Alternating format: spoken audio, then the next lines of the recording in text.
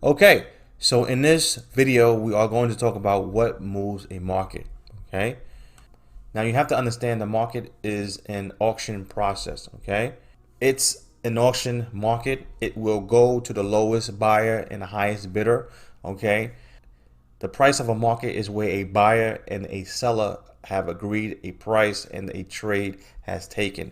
Okay, so let's say that a seller has an apple for sale. So in that market, okay, the buyer and the seller agrees that $1 is good enough, right?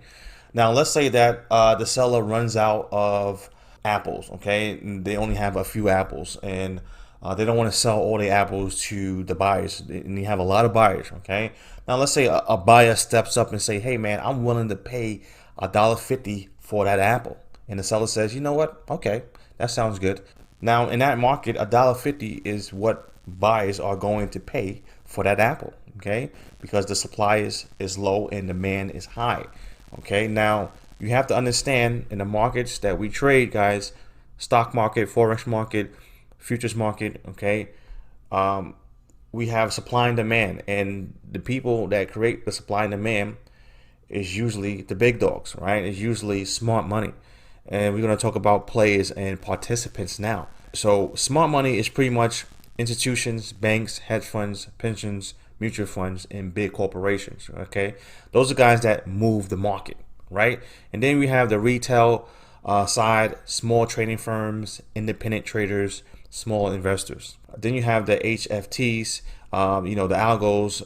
We're talking about the algos used purely to scalp small price movements. Okay, now we only want to focus on the big dogs, the smart money, okay? Because those are the guys that move the market. They create supply and demand, and that's what we're going to capitalize on, okay? Now, let's show you guys some quick examples. First of all, smart money loves to buy when the market is going down, and they love to sell when the market is going up. And I'm going to show you guys some examples. They love to do the opposite of what most retail traders do. Okay, so but we're going to talk about what smart money loves to do, okay, when it comes to retail traders. Number one, they love to trap traders. They love to trap them. They love to shake them out and take their stop loss, okay? Stop them out and basically take their money.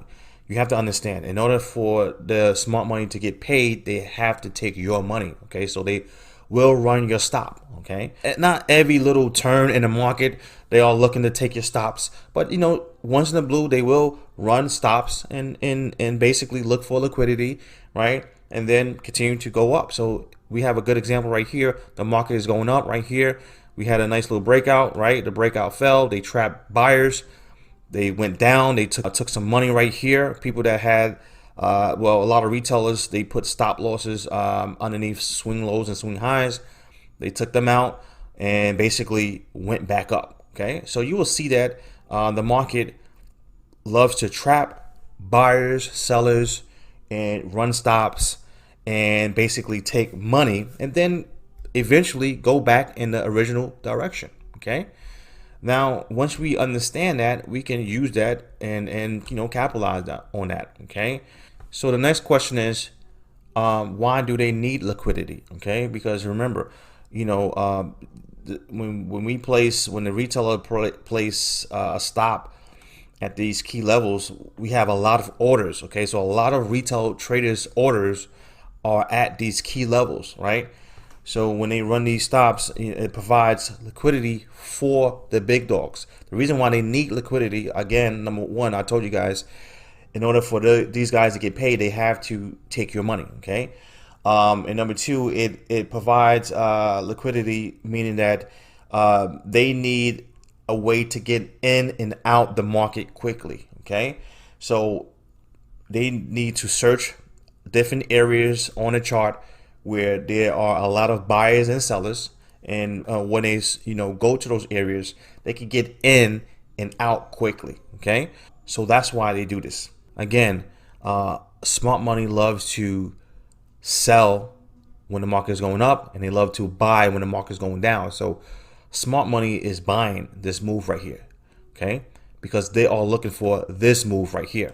Okay, even this pullback right here, okay? They are buying this pullback, okay, because they want this move right here. So you have to understand that smart money is doing the opposite.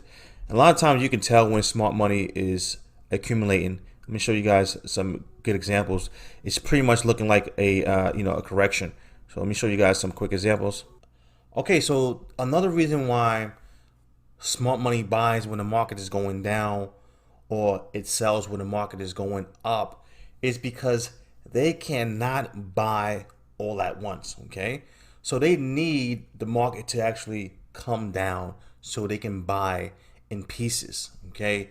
Remember, these guys are dealing with millions and billions of dollars, so they can't buy at once.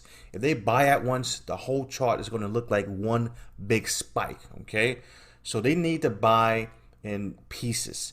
So another way to realize or notice when smart money is coming in the market is when the market slows down and it consolidates, okay?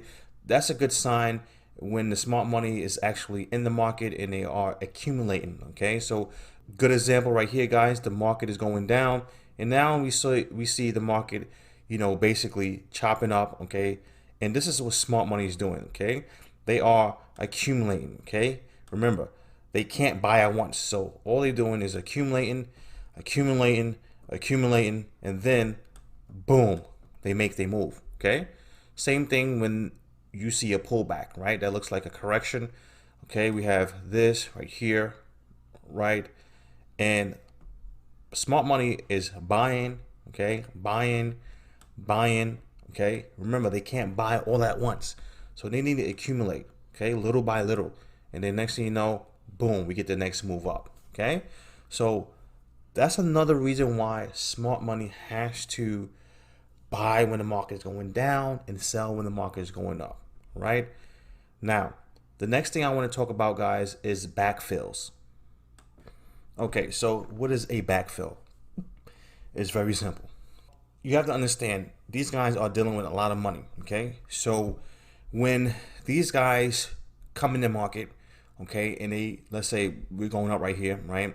And they buy, okay, there's a lot of pressure behind their orders, okay? So right here they are accumulating, and then boom, next thing you know, the market goes up.